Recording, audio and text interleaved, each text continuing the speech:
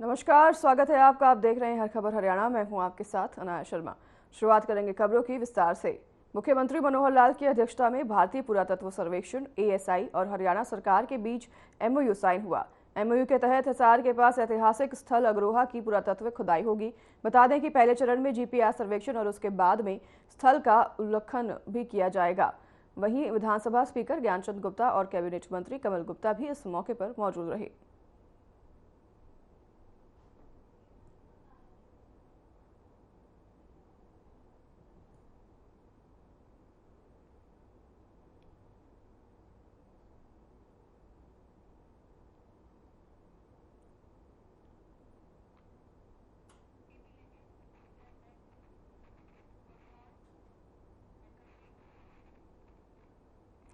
मुख्यमंत्री मनोहर लाल ने फरीदाबाद की सूरजकुंज परिसर में मैराथन की विभिन्न श्रेणियों को फ्लैग ऑफ करने के दौरान हजारों की संख्या में उपस्थित प्रतिभागियों से सीधा संवाद करते हुए कहा कि नए संकल्प के साथ सभी को स्वच्छता की दिशा में कदम बढ़ाते हुए सुखद वातावरण की परिकल्पना को साकार करना है। उन्होंने हाफ मैराथन समेत 10 और 5 किलोमीटर दिव्यांगजनों की मैराथन के विजेता प्रतिभागियों को सम्मानित भी किया। मुख्यमंत्री ने फरीदाबाद हाफ मैराथन स्वच्छता को समर्पित करते हुए कहा कि स्वच्छता हमारे जीवन का अभिन्न हिस्सा है। हम अगर अपने आसपास साफ सफाई रखेंगे तो इससे हमारी सेहत भी ठीक रहेगी। मुख्यमंत्री ने स्वच्छता को स्वभाव बनाने पर जोर देते हुए कहा कि गंदगी किसी भी सभ्य समाज का पैमाना नहीं है। ऐसे में हम सभी को ये सामूहिक प्रयास करना है कि हम अपने आसपास स्वच्छता को बरकरार रखते हुए स्वच्छ व स्वस्थ हरियाणा के साथ साथ स्वच्छ भारत के मार्ग पर आगे बढ़ें।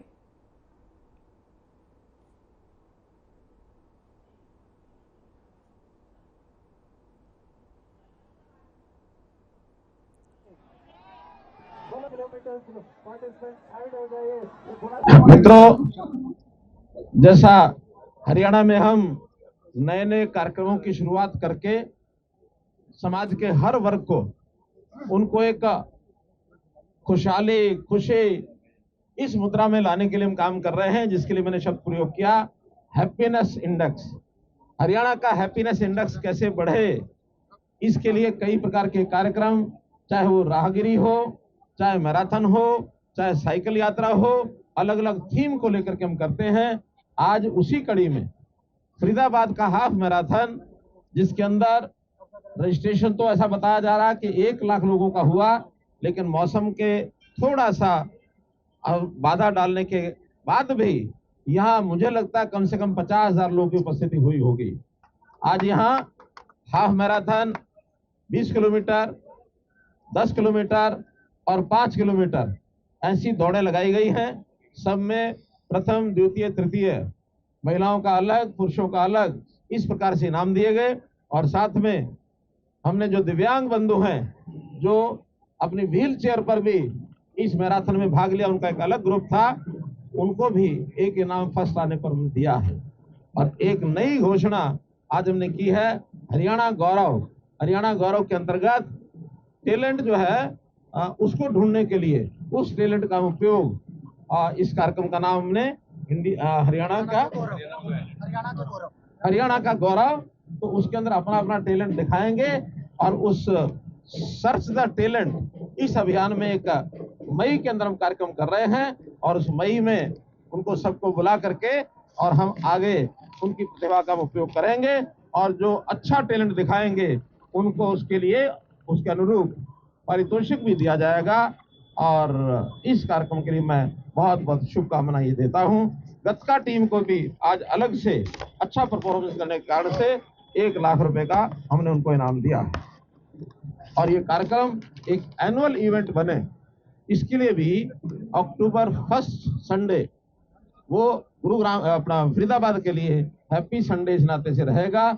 ऐसा ही एक कार्यक्रम पिछले सप्ताह हमने गुरुग्राम में भी किया है। उनको भी फरवरी का अंतिम रविवार ये उनके लिए, और एक हैप्पी संडे, एक खुशहाल रविवार, इस नाते से उस कार्यक्रम का आयोजन किया है। हम कोशिश कर रहे हैं कि बड़े बड़े शहरों में इस प्रकार के एनुअल इवेंट और जगह भी किए जाएं, वहां के एडमिनिस्ट्रेशन के साथ, वहां के आयोजकों के साथ। इस आयोजन में बहुत से ऐसे लोग हैं जिन्होंने हमें आकर के आगे बढ़ करके सहयोग भी किया है, जिन्होंने स्पॉन्सरशिप भी किया है। तो ऐसे स्पॉन्सरशिप करने वाले भी सभी बंधुओं का बहुत बहुत धन्यवाद। आज फरीदाबाद में जो है मैराथन दौड़ जो है वो कराई जाएगी, और मैराथन दौड़ को लेकर के तमाम जो लोग हैं, जिन लोगों ने रजिस्ट्रेशन करवाया, करीब 1 लाख लोगों ने जिस तरीके से रजिस्ट्रेशन कराया, आप इन तस्वीरों में देख सकते हैं कि किस तरीके से युवाओं में भीड़ है वो लगातार यहाँ पर पहुंचती हुई जा रही है, क्योंकि यहाँ पर जो है हरियाणा के मुख्यमंत्री मनोहर लाल वो हरी झंडी दिखा करके जो है मैराथन दौड़ की जो शुरुआत करेंगे। तो हमारे साथ तमाम जो विधायक है वो भी जुड़े हैं। विधायक साहब, जिस तरीके से आज मैराथन दौड़ को लेकर के है, हरियाणा के मुख्यमंत्री कहीं ना कहीं बढ़ावा भी जो है हरियाणा के जो मुख्यमंत्री है वो भी देते हैं, क्या कहना चाहेंगे? देखो, जब से हमारी सरकार केंद्र में आई है, प्रदेश में आई है, हम युवाओं को, खिलाड़ियों को आगे बढ़ावा दे रहे हैं। और आप देख भी सकते हैं, हरियाणा एक अकेला राज्य है जो भी गोल्ड मेडल हमने जीते हैं, चाहे कॉमनवेल्थ की बात करें, एशियन गेम की बात करें या ओलंपिक्स की बात करें, पैरा ओलंपिक्स की बात करें, हमारे खिलाड़ियों ने 30% से ज्यादा मेडल जीते हैं। और आज उसी के तहत यहाँ पर हाफ मैराथन का जो आयोजन किया गया है, इसके लिए अपने प्रधानमंत्री जी को, हमारे मुख्यमंत्री जी को धन्यवाद देता हूँ, जिससे इस तरह के आयोजन होने चाहिए और जो हमारे युवाओं को और खिलाड़ियों को बढ़ावा मिल रहा है। बिल्कुल, अब बात जिस तरीके से विधायक साहब कहीं ना कहीं देखा जा रहा है, जिस तरीके से मैराथन दौड़ है, तो कहीं ना कहीं विधायकों भी करना चाहिए, दौड़ लगानी चाहिए। निश्चित तौर पर लगानी चाहिए। और मैं तो पहले से ही दौड़ता रहा हूँ, 10 किलोमीटर 5 किलोमीटर क्रॉस कंट्री मेरे जो ये खेल में शामिल रहे हैं, और निश्चित तौर पर मैंने इसके लिए पोजीशन भी प्राप्त की है। और केवल विधायकों को नहीं, आम जन को, आम युवा को, युवतियों को इसमें हिस्सा बढ़ चढ़ कर लेना चाहिए। और आप देखोगे जो रजिस्ट्रेशन था उससे भी क्रॉस करके बच्चे यहाँ पहुंचे हैं, और मैं समझता हूँ बहुत उत्साहवर्धक कार्य जो यहाँ देखने को मिला है। बच्चे सब इसमें हौसले के साथ रह रहे हैं। जिस तरीके से हरियाणा सरकार है वो लगातार युवा को बढ़ाने की बात करती है, तो मैराथन से क्या संदेश जाएगा? देखिए, निश्चित तौर पर माननीय मुख्यमंत्री महोदय हरियाणा एक, हरियाणवी एक को मानते हुए, नारे पर आगे चलते हुए, और आज रन फॉर यूनिटी, एक हरियाणा की एकता के लिए दौड़ना और अपने शरीर को स्वस्थ रखना, नशे से दूर रहना, इस सब का संदेश माननीय मुख्यमंत्री महोदय ने देने का प्रयास किया है। बिल्कुल, आप देख सकते हैं कि महिलाएं भी जो है बढ़ चढ़ के जो है मैराथन में दौड़ ले रही हैं, और कहीं ना कहीं हमारी बड़कल से विधानसभा सीमा तरफ है। सीमा जी, किस तरीके से देखा जा रहा है कि महिलाएं भी जो है बढ़ चढ़ के हिस्सा ले रही हैं, तो क्या कहना चाहेंगे? मैं सबसे पहले एक बात जो जोड़ना चाहती हूँ इस आज के कार्यक्रम के साथ, कि भारत की रफ्तार आज विश्व में तेजी से चल रही है मोदी जी के नेतृत्व में, और उसी तरीके से हरियाणा की रफ्तार बढ़त बनाए हुए हमारे मुख्यमंत्री मनोहर लाल जी, और आज वही रफ्तार बेटियों और बेटों के माध्यम से आपको सड़क पर दिखाई देगी। कहीं ना कहीं महिलाएं भी बढ़ चढ़ करके हिस्सा ले रही है, और किस तरीके का संदेश जाएगा? मोदी जी ने बेटी बचाओ बेटी पढ़ाओ का अभियान ही हरियाणा की धरती से शुरू किया, और उसका नतीजा आपको हर चीज में दिख रहा है। बेटियों ने पूरी आज जो है हरियाणा के कैबिनेट मंत्री मूलचंद शर्मा है, वो भी इस मैराथन दौड़ में पहुंचे हुए हैं, उनसे जानते हैं। मंत्री जी, जिस तरीके से लगातार एक जो है 1 लाख पहली बार इस तरीके की मैराथन की जा रही है, 1 लाख की संख्या में, क्या कहना चाहिए? कितने लोग बढ़ चढ़ के हिस्सा यहाँ पर पहुंच रहे हैं? मैं सबसे पहले, मैंने पहली बार इतने नौजवान देखे हैं फरीदाबाद में, जहाँ लाखों बच्चों ने रजिस्ट्रेशन किया, हजारों बच्चे, और ये प्रदेश के मुख्यमंत्री को हरी झंडी लगी, और एक नशा की तरफ जो नौजवान बढ़ा है, और जिस तरह के हालात उसे रोकने के लिए जो देश के प्रधानमंत्री नरेंद्र मोदी जी ने जो दिशा और जो उसमें हम सब लोग कार्य करें, और मुख्यमंत्री यही संदेश देंगे कि नौजवानों को अपनी दिनचर्या में अपने नशा जैसे इनको छोड़ने का काम करें, और सुबह उठकर अपने काम में कहीं ना कहीं एक बार जिस तरीके से देखा जा रहा है कि हरियाणा सरकार पहले ही जो है युवाओं को और कहीं ना कहीं सपोर्ट करती है खेल में, तो इस तरीके से मैराथन से दौड़ते हुए और क्या संदेश पहुंचेगा?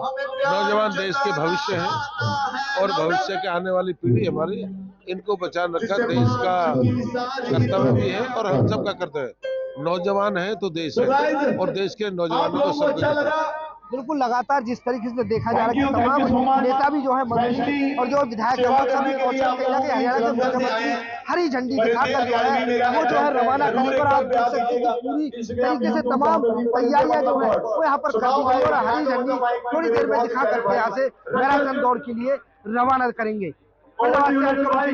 मोनू पांचाल।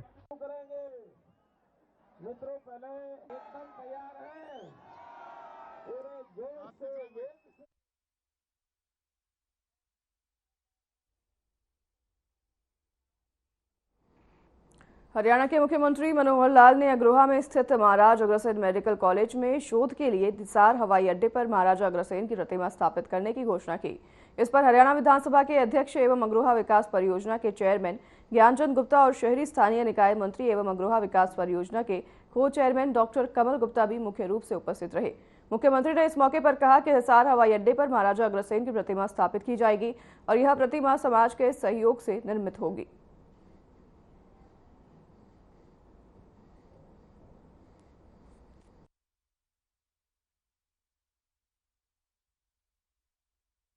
बहुत एक प्रसन्नता का ये विषय है, क्योंकि हम जानते हैं कि मानव यात्रा आदि काल में कब शुरू हुई इसका कोई बहुत बड़ा उल्लेख तो नहीं है, लेकिन उस मानव यात्रा में, उस विकास यात्रा में बहुत सी ऐसी घटनाएं शुरू हुई।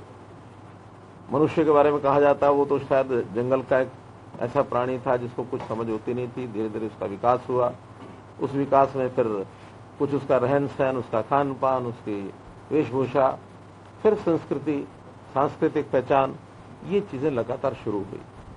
अब ये कोई लाख वर्ष कहता है, कोई 2 लाख वर्ष कहता है, कोई 1000 वर्ष कहता है, 10,000 वर्ष, जितना भी कहेंगे, लेकिन इन सब की पहचान के लिए उस समय जितना प्राचीन समय में जो कुछ विकास हमारा हुआ, संस्कृतियों का हुआ, रहन सहन का हुआ, सभ्यता का हुआ, वो बीच बीच में लोप होता रहा।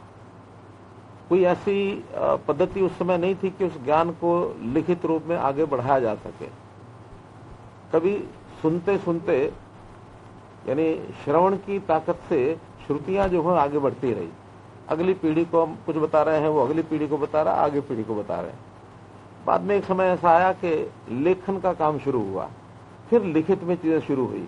लिखित में शुरू हुई तब कुछ प्रमाण मिलने लगे कि किस अवसर में किस समय की एक कृति है, किस समय की सभ्यता है। उससे पहले का तो अनुमान लगाया जा सकता है, लेकिन बहुत ऐसे स्थान आज भी, संयोग से भारतवर्ष जो है सबसे प्राचीनतम संस्कृति का ये देश है। दुनिया के सब स्थानों के जितने भी ये उत्खनन हुए हैं, अवशेष मिले हैं सभ्यताओं के, आज भी चाहे मोहनजोदड़ो हो, चाहे हमारा राखीगढ़ी हो, चाहे अन्य स्थान भी हो, तो ये प्राचीन सभ्यता ऐसे कुछ उल्लेख और स्थान मिले हैं। और पहले क्या होता था कि उस समय में जो मानव का जो बसने का स्थान होता था वो नदियों के किनारे होता था, और हम जानते हैं कि प्राचीनतम नदी वो सरस्वती नदी ये इस देश की मानी जाती है।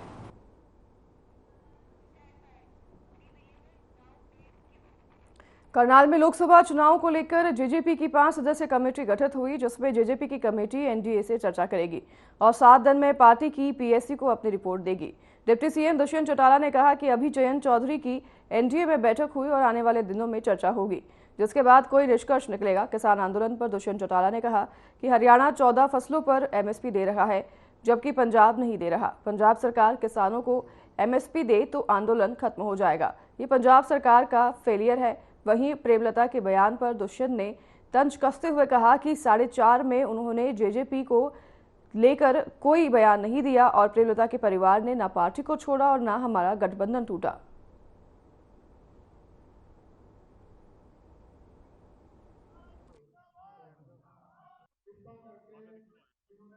पहली राष्ट्रीय कार्यकारिणी की, प्रदेश कार्यकारिणी की बैठक, कई विषयों पर गंभीरता से मंथन भी हुआ, चर्चा भी हुई। एक तो डॉक्टर अजय सिंह चौटाला जी का आभार प्रकट किया है कि हरियाणा सरकार के मार्फत जो हमारे घोषणा पत्र का एक बहुत बड़ा हिस्सा था, संत शिरोमणि रविदास जी का जो मंदिर का निर्माण इस बजट में रखा गया, उसके तरफ धन्यवाद प्रस्ताव पार्टी की ओर से भी हरियाणा सरकार को भेजने का हम काम करें। वही धन्यवाद प्रस्ताव केंद्र सरकार का किया है, जो भारत रत्न में 5 हमारे ऐसे महानुभाव जिनने देश सेवा में अपना समर्पण किया, जो पिछले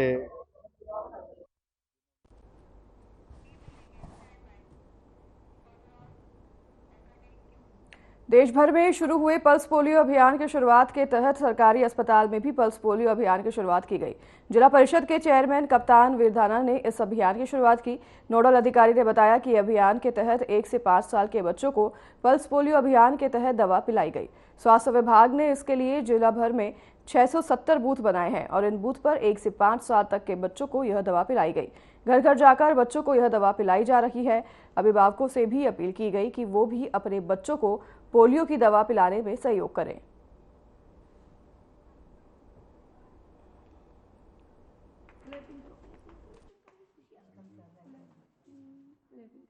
थ्री, 4, 5 मार्च को पोलियो वैक्सीनेशन हमारे पूरे डिस्ट्रिक्ट में हो रहा है और अलग अलग बूथ 617 हमने बूथ्स बनाए हैं और इसके अलावा भी हमारे पास ट्रांजिट टीम वगैरह सब हैं और जिसमें हम पूरे डिस्ट्रिक्ट को कवर कर रहे हैं। अगर हमारे पास कोई आ नहीं पा रहा है तो जैसे हम स्लम को और जो बस स्टैंड वगैरह हैं और जो जैसे फैक्ट्री एरिया है और भट्टे हैं, इन पे हमारी टीम्स जाके सब जगह पे कवर कर रही है ताकि कोई भी बच्चा छूटे नहीं। और हम आज मैक्सिमम कवरेज अपनी करने की पूरी कोशिश करेंगे क्योंकि फर्स्ट डे है और संडे भी होगा, बच्चे स्कूल भी नहीं गए हुए होंगे, तो हम आज पूरा जी जान से कोशिश करेंगे कि मैक्सिमम कवरेज हमारी आज ही हो जाए। टोटल कितनी टीम इस पर काम कर रही है?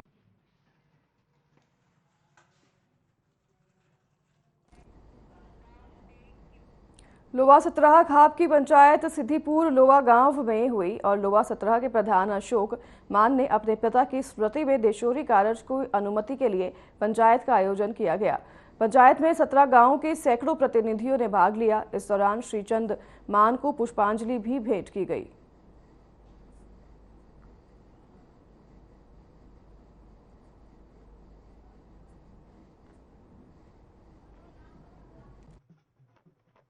आज की पंचायत स्वर्गीय श्रीचंद प्रधान जी के काज के बारे में थी, जो हमारा 17 और 9 गांव मंजीत प्रधान की देख रेख में हुई थी। मंजीत प्रधान जी ने अध्यक्ष चुना गया था। मंजीत प्रधान जी ने पंडित लक्ष्मी नारायण को अध्यक्ष चुना गया हमारी पंचायत का। और हमारी पंचायत ने सत्र ने फैसला किया है अगली कार्रवाई के लिए 360 अगली पंचायत 360 और देश चोरी के लिए आमंत्रण करने के लिए हम पालम जा रहे हैं। अगली कार्रवाई हम पालम 360 से की अध्यक्षता में होने जा रही है और तो अगली पंचायत की जो राय पूछेंगे तो हमने राय में 17 मार्च संडे का दिन के लिए हम उनसे आमंत्रित करेंगे।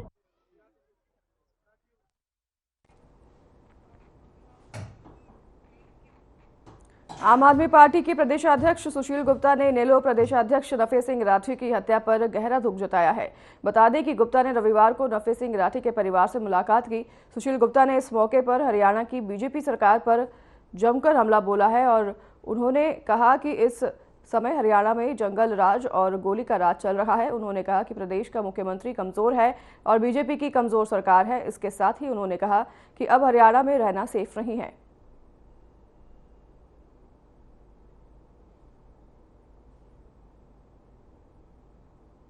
मैं नफे सिंह जी के परिवार के दुख में साझा होने के लिए यहाँ पे आया हूँ। बहुत जघन्य हत्याकांड ये हुआ। नफे सिंह जी एक मजबूत व्यक्तित्व थे। नफे सिंह जी से मेरा लगभग 30-35 साल पुराना संबंध था। इस परिवार के साथ जो ये निजी सुरक्षा गार्डों के भी साथ में हत्या कर दी गई, यह हरियाणा का जो जंगल राज हो गया। व्यापारियों से फिरौती मांगी जाती है, 30-30 गोलियां चलाई जाती हैं। इस बहादुरगढ़ के अंदर ही व्यापारियों पे गोली चला के गले लूटे गए कुछ दिन पहले। तब भी एसएसपी साहब ने कहा था कि सुरक्षा टाइट करेंगे। सरकार ने आश्वासन दिया था कि सुरक्षा टाइट करेंगे, सुरक्षा टाइट नहीं हुई।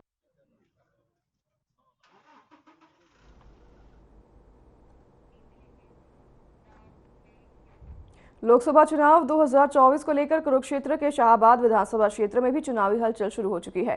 राज्य के पूर्व मंत्री कृष्णा बेदी ने शनिवार को शाहबाद में आयोजित चुनावी कार्यक्रम में कहा कि बीजेपी ने पूरी तैयारी कर ली है। बीजेपी कुरुक्षेत्र सहित हरियाणा की सभी सीटों पर विजय होगी और उन्होंने बताया कि राज्य के सभी विधानसभा क्षेत्रों में चुनावी कार्यालय खोले गए हैं।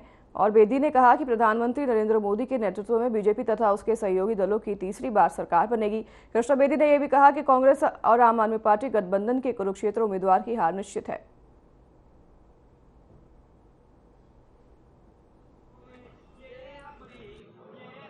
एक महीना पहले भारतीय जनता पार्टी ने पूरे देश के अंदर लोकसभा चुनाव कार्यालय की शुरुआत कर दी थी और आज 90 की 90 विधानसभा क्षेत्रों के अंदर भारतीय जनता पार्टी अपने लोकसभा चुनाव को लेकर चुनावी कार्यालयों की आज शुरुआत करनी है। उसी कड़ी के अंदर शाहबाद मारकंडा में हमने आज अपने चुनावी कार्यालय की शुरुआत कर दी है। सुबह हमने हवन किया, उसके बाद गुरुद्वारा से हमारे पार्टी साहब ने आकर यहाँ पर हम सबको आशीर्वाद दिया और आज हजारों की संख्या में जो कार्यकर्ता इतनी बारिश के बावजूद भी यहाँ पर पहुँचे हैं, तो अवश्य ही 2024 के अंदर लोकसभा चुनाव के अंदर भारतीय जनता पार्टी को बहुत बड़ी विजय मिलेगी।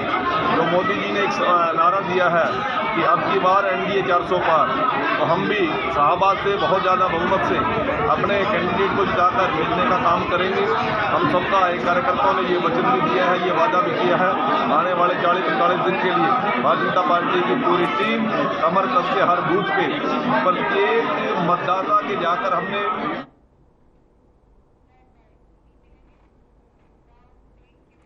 प्रदेश के कृषि और पशुपालन मंत्री जेपी दलाल ने लोहारू के बीजेपी कार्यालय में पूरे प्रदेश के 90 चुनाव कार्यालयों के उद्घाटन के अवसर पर लोहारू में कार्यकर्ताओं के बीच लाइव कार्यक्रम देखा। कृषि मंत्री ने कहा कि लोकसभा चुनाव में बीजेपी की लहर चल पड़ी है। जनता ने नारा लगा दिया है, मोदी को 400 सीटें से जिताना है। साथ ही अन्य दलों के नेताओं की बीजेपी में शामिल होने की लाइन लगी हुई है, लेकिन बीजेपी की विचारधारा वाले को ही शामिल किया जाएगा। उन्होंने कहा कि दुर्भाग्य की बात अभी यह है कि कांग्रेस के नेता दक्षिणी हरियाणा में पीने के पानी को पाइपलाइन का विरोध कर रहे हैं, लेकिन जनता सब कुछ देख रही है। चुनाव में इन नेताओं का जनता हिसाब किताब करेगी।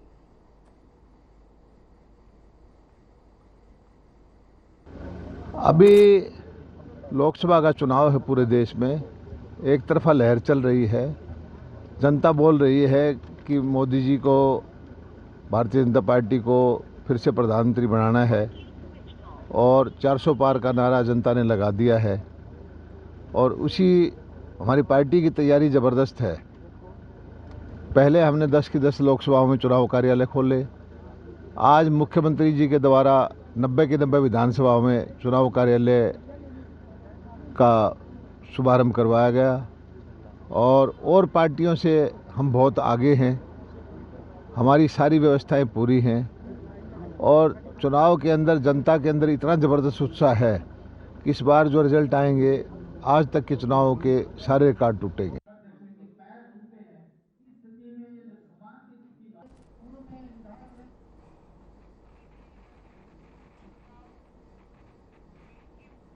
रादौर में एक अज्ञात युवक का शव मिलने से सनसनी फैल गई। मामले की सूचना पाकर रादौर पुलिस मौके पर पहुंची और शव को कब्जे में लेकर आगामी कार्रवाई शुरू कर दी है।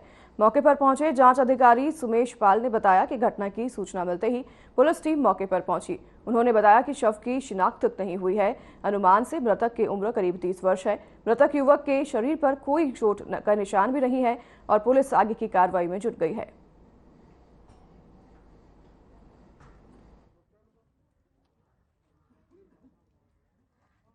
ये हमारे को अभी सूचना मिली है कि नाम मालूम व्यक्ति की लाश मिली है यहाँ शिव मंदिर के गेट पे और यहाँ मौके पर पहुंचे, लोगों से पूछताछ कर रहे हैं। इसके बारे में शिनाख्त नहीं हो रही है अभी इसकी।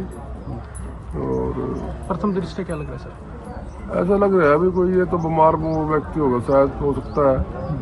तो पता नहीं किस कारण से इसकी मौत हुई है। कोई शरीर पे कोई चोट का निशान भी नहीं है, कोई ऐसी बात अभी शनाख्त नहीं हुई है। अभी क्या कार्रवाई की जाएगी?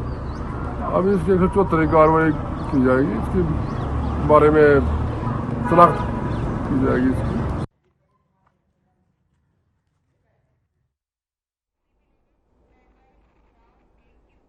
यमुनानगर में विश्व श्रवण दिवस पर विशेष कार्यक्रम आयोजित किया गया, जिसमें यमुनानगर के विधायक घनश्याम दास अरोड़ा मुख्य अतिथि के रूप में पहुंचे। इस अवसर पर उन्होंने कई लोगों को श्रवण यंत्र वितरित किए। इसके साथ साथ 2 बूंद सबके लिए जरूरी अभियान के तहत भी उन्होंने छोटे छोटे बच्चों को पोलियो से रोकथाम की 2 बूंद दवा पिलाई। कार्यक्रम में स्वास्थ्य विभाग की प्रिंसिपल मेडिकल अफसर डॉक्टर दिव्या मंगला सहित स्वास्थ्य विभाग के अन्य अधिकारी और कर्मचारी उपस्थित रहे। बता दें कि हर साल 3 मार्च को बहरेपन और श्रवण हानि को रोकने के बारे में जागरूकता बढ़ाने और दुनिया भर में कान और श्रवण देखभाल को बढ़ावा देने के लिए ये दिवस मनाया जाता है।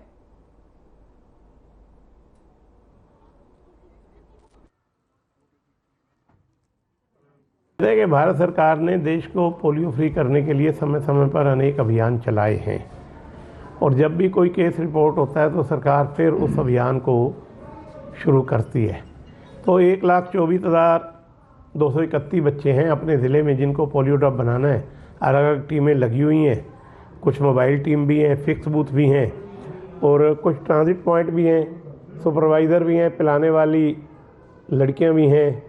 तो एक बहुत अच्छा अभियान सरकार के द्वारा चलाया गया है और कोई भी बच्चा छूटे ना और सुरक्षा चक्कर टूटे ना, ऐसा एक डॉक्टर हर्षवर्धन दिल्ली के मंत्री थे, उन्होंने ये हमें उस समय नारा दिया था और संयुक्त राष्ट्र संघ ने या वर्ल्ड हेल्थ ऑर्गेनाइजेशन ने।